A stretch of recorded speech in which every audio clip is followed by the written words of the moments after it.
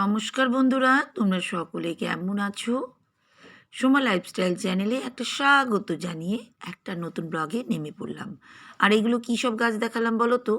ওই যে বিটরুট আছে, বিটরুটের যে উপরের দিকটা হয় সেটা তো কেটে বাদ দিতে হয়, সেগুলোকে কিন্তু মাটিতে পুঁতে দিয়েছি।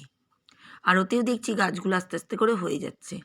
আর দেখো আজ এই জবা ফুল কতটা ফুটেছে, এখানে একটা ওইদিকে একটা, প্রত্যেকটা ডালে কিন্তু কুড়ি ভর্তি। আমার খুব ফেভারিট জবা ফুল, খুবই ভালো লাগে। তোমাদের নিশ্চয়ই এর আগেও বলেছি, আমার সব রকম ফুলই ভাল লাগে, ফলও ভাল লাগে, আর সবুজ আর সতেজ গাছও ভাল লাগে। তার মধ্যে যে ফুল হয়েছে এতে আমি ভীষণ হ্যাপি। তা ফুলটা দেখিয়েও দিলাম তোমাদেরকে, আর প্রত্যেকটা গাছও কিন্তু দেখিয়ে দিচ্ছি। এই দেখো, প্রত্যেকটা গাছই তোমাদের কিন্তু দেখাচ্ছি, কারণ সবসময় পাই না ভিডিওতে তোমাদের গাছ তুলে দেখানোর জন্য।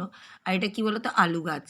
আলুর শিকড়ের যেমন হয় একটুখানি কেটে বাদ দিয়ে রেখে দিয়েছি, ওটাই কিন্তু গাছ হয়েছে। আর এই দেখো কি সুন্দর কাগজ ফুলটা এক ঝুঁটি ওখানে আছে। ওইদিকেও দেখো প্রচুর কিন্তু হয়েছে ফুল, দারুণ সুন্দর। প্রত্যেকটা ডালে ছোট ছোট ছোট ছোট ফুল এসছে, এত যে ভালো লাগছে তোমাদের কি বলবো।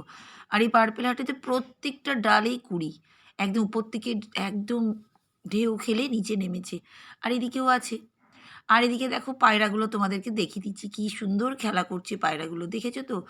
এখন আমার কাজ, সকালের ডিউটি, তোমরা তো জানোই যে আমার ব্যালকনি থেকে শুরু হয় ঝাড়ঝাঁটা। তা এই দেখো, আর উপরে যে ব্যাগটা আছে ভেবো না কোনো বাজারের ব্যাগ, ওর মধ্যে জামা কাপড় মেলার ক্লিপ আছে, ওটা রাখাই থাকে ওখানে, কারণ লাগেই, ভাবো ছাদে যাই ব্যালকনিতে মেলি সেজন্যই। আর এই দেখো পায়ে কিন্তু এখনও মোজা চটি সবই আছে, গায়ে সোয়েটার গরম জামা, কারণ ঠান্ডাটা কিন্তু এখনও আছে।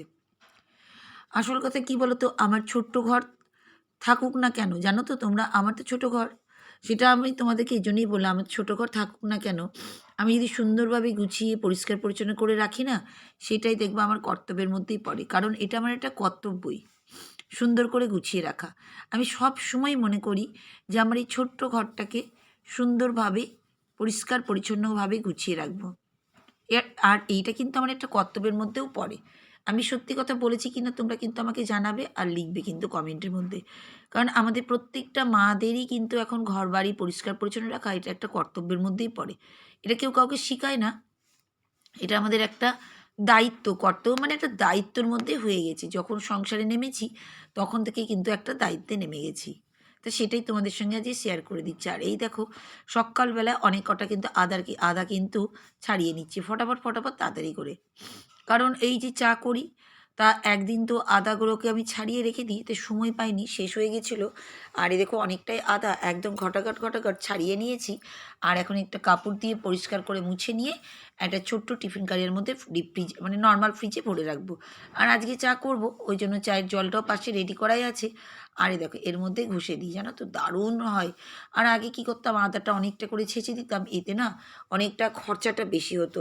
আর এটা সহজ উপায়, কি সুন্দর দেখো একটুখানির মধ্যেই অনেকটাই কিন্তু চলে গেল ওর মধ্যে।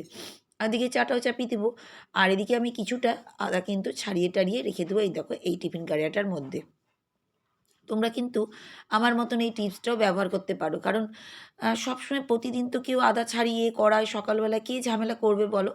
তা সকাল সকাল যদি আমরা এইভাবে করে রেখে দিই, বা অন্য বিকাল টাইমে বা কোনো টাইমে, তাহলে সকালবেলা উঠে আর কষ্টটা হয় না। এই দেখো এতটা রেখে দিয়েছি, দেখেছো? ফ্রিজে রেখে দিলাম ওইদিকে, আর এদিকে কিন্তু 1 কাপ চা নিয়ে আমি হাজির।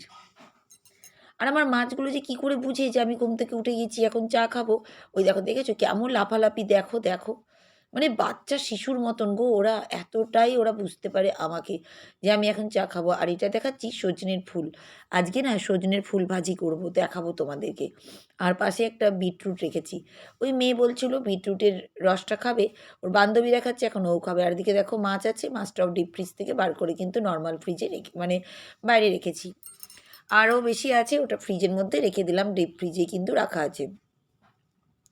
তো আমি দেখো 1 কাপ চা নিয়ে বসে পড়েছি। আর মাছগুলো দেখেছো কী সুন্দর, ওরা কী করে যে বুঝে আমাকে যে আমি এখন চা খাবো, দেখো এখন কিন্তু নর্মালভাবেই আছে। আর এই দেখো কাপড় জামা নিয়ে এবার চলে এসেছি ছাদে, সকাল সকালে এখন করি। দেখো সকাল কে বলবে, এতটাই রোদ্দুর, তোমরা বলতে পারবে যে সকাল অনেকটাই রোদ্দুর, জানো তো। আর এখনও কিন্তু ঠান্ডা মোটামুটি কিন্তু আছেই। সেই জন্যই কিন্তু কি আর বলবো তোমাদেরকে, এই দেখো প্রচুর কিন্তু কাপড় জামা সকালবেলায় কেচে কুচে নিয়েছি, আর সব নিয়ে চলে এসেছি ছাদে। যাই হোক, তোমরা সব বন্ধুরা খুব সুন্দর সুন্দর কমেন্ট করছো আমার চ্যানেলে এসে। তোমাদেরকে সবার আগে অনেক অনেক ধন্যবাদ, কারণ তোমাদের এই এক একটা কমেন্ট আমার কাছে ভীষণ অনুপ্রেরণা জাগাচ্ছে, জানো তো।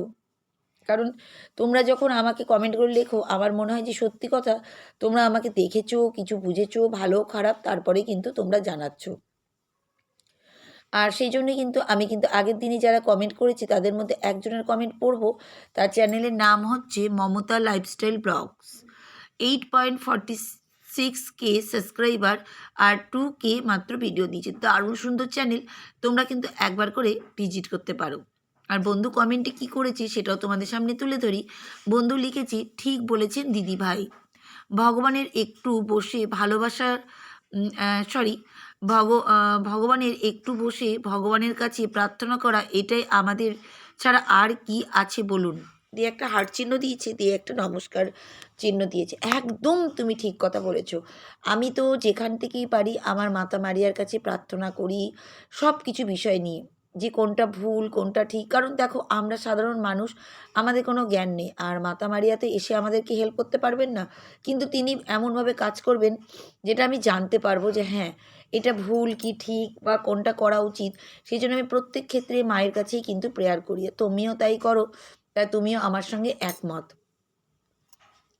তা দেখো, তোমরা সবাইকে বলে দিচ্ছি, এই বন্ধুকে কিন্তু তোমরা একবার করে সাপোর্ট করবে। খুব ভালো চ্যানেল বন্ধুর, কিন্তু খুবই ভালো চ্যানেল, তোমরাও দেখবে, আমিও দেখি, খুবই ভালো লাগে। আর বন্ধু তুমিও সবাইকে সাপোর্ট করবে, তাহলে কিন্তু আমরা আগাতে পারবো।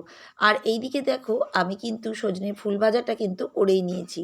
এই দেখো, দারুণ সুন্দর খেতে লাগে, জানো তো। এই দেখো, এই বাটির মধ্যে এবার সবটা তুলে রেখে দেবো, কারণ ওই কড়াইয়ে তো আবার মাছটা করবো। এই দেখো, দেখেছো তো, পটাপট কাজ। আর কি বলো তো, ফটাফট ফটাফট করে কি নামিয়ে রেখে দিয়েছি। আর এদিকে কিন্তু মাছের ঝোল করবো বলে রেডি করছি। কারণ একটা কড়াইয়ের মধ্যে করলে কি বলো তো, তাহলে কড়াইটা মাজতে হবে না, নাহলে কড়াই নিয়ে আর এক জ্বালা। সেজন্য অন্য বাটিতে সব নামিয়ে রেখেছি। আর এই রকম মাছগুলো না খেতে কিন্তু দারুণ লাগে, জানো তো। টেস্টি, আর কিছু না, টেস্টি। আর বেশি বড় বড় মাছ হলে কী হয় বলো তো, তার মধ্যে জানি না, বড় মাছের টেস্ট তো থাকে নিশ্চয়ই, বড় মাছ তো আমরা খাই, কিন্তু বড় মাছের কী বলো তো, এই যে ছোটো মাছের যে গুণটা আছে বলে ভালো খাওয়া, সেটা কিন্তু পাবো না। তা সেই জন্য এরকম মোটামুটি এই 500 মতন যে মাছগুলো হয়, আমি এরকমই নিয়ে এসেছিলাম। অনেক করেই নিয়ে আসি, জানো তো, 1-1.5 কেজি মতো নিয়ে এসে ফ্রিজে রেখে দিয়েছি। প্রতিদিনই দুবেলার জন্য আমরা করি, তা 2-3 দিন মতন চলে যায়, জানো তো। তা এই মাছগুলো খেতেও ভালো লাগে। আর বড় মাছ তো বড় মাছ আনাই হয়, কিন্তু বড় মাছ আমার এই টেস্ট লাগে না, সেজন্য আমার ভাল লাগে না।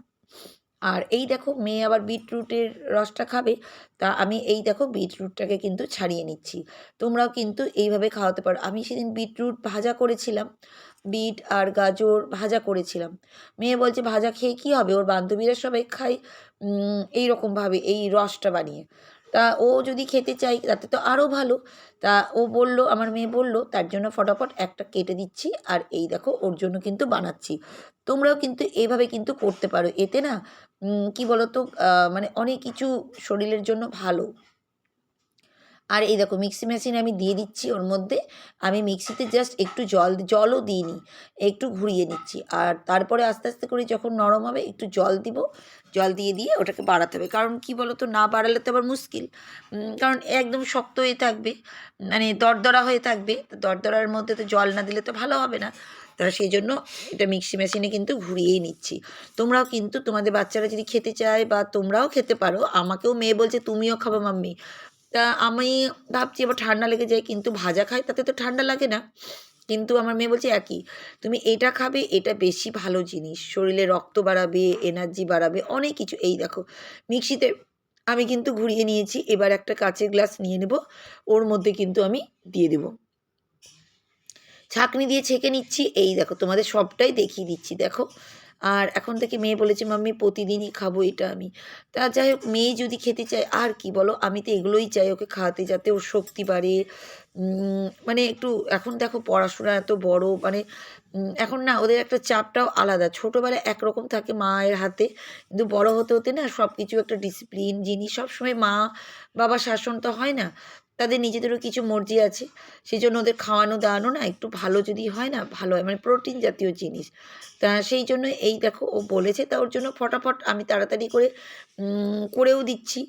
আর খেলেও ভালো, ওর শরীরে রক্তটাও বাড়বে আর শরীরে শক্তিটাও বাড়বে। আর এই দেখো আমি ফেলেও দিচ্ছি, আর এই দেখো দাঁড়াও আমি নিয়ে যাব এখন। এই দেখো একটু জল দিয়ে যেটা ধুয়ে নিয়েছিলাম তোমাদের বললাম, দিয়ে একটু বাড়িয়ে নিয়েছি, ওর মধ্যে একটু বিট লবণ দিয়ে মেখে দিয়ে দিয়েছিলাম। আর এই দেখো বিছনাপত্র আজকে চাদরটা তুলবো, তোমাদের ফার্স্টেই বললাম না আমার ঘর বাড়ি ছোট হলেও আমি কি বলতো সবসময় পরিষ্কার পরিচ্ছন্নভাবে রাখতে চাই। এটা কিন্তু আমার একটা কর্তব্যই বলতে পারো তোমরা, কারণ আমি সংসারের মা, আমাকে কিন্তু সব কিছু করতে হবে। আমি তাই মনে করি এটা একটা কর্তব্য, একটা সংসারের দায়িত্ব, এটা একটা দায়িত্ব বলতে পারো তোমরা। আর এই দেখো সব মেরে নিয়ে মানে তুলে নিচ্ছি আমি এইগুলোকে। আর এই বেড কভারটা পাতবো। বেড কভারগুলো এত সুন্দর লাগছে মানে ভিডিওতে, যে তোমাদের কি বলবো, আমি নিজেই ভাবছি সুন্দর, এত সুন্দর। আসল কথা নিজে চোখে দেখি তো কেমনই যেন লাগে, কিন্তু ভিডিওর মধ্যে ভাবো একটা নিজে দেখতে পাচ্ছি, যেরকম আমরা সিনেমা দেখি দেখেও জিনিসগুলো ভাল লাগে, সেরকম একই জিনিস। আর এই দেখো বালিশ বিছানাগুলো সব গুছিয়ে নিয়েছি, এবার সব পটাপট করে নেবো আমি, কারণ এইগুলো হচ্ছে কাজ। আর এইটারই কিন্তু এই বালিশের কভারটা আর একটাও আছে, তা মেয়ে ওটা দেয় পায়ের দিকে, তো সেই জন্য ওটা সবসময়ই থাকে ওখানটায়। আর এইসব বালিশগুলোকে গুছিয়ে দিচ্ছি, আর এই দেখো র্যাকটাও গুছিয়ে রেখে দিচ্ছি, মেয়ের এখানে সব গুছিয়ে গাছিয়ে সুন্দর করে কিন্তু রেখে দিচ্ছি। আর বালিশগুলোও সুন্দর করে গুছিয়ে নিলাম, এত সুন্দর লাগছে যে নিজেরই ভালো লাগছে, কি সুন্দর আমার বেডরুমটা, এত ভালো লাগছে। মেয়ের রুম গো এটা, তা সুন্দর করে চাদর পাতলে দেখবি যেমনই হোক ভালো লাগে। তা আজকের মতন আমি বিদায় নিচ্ছি।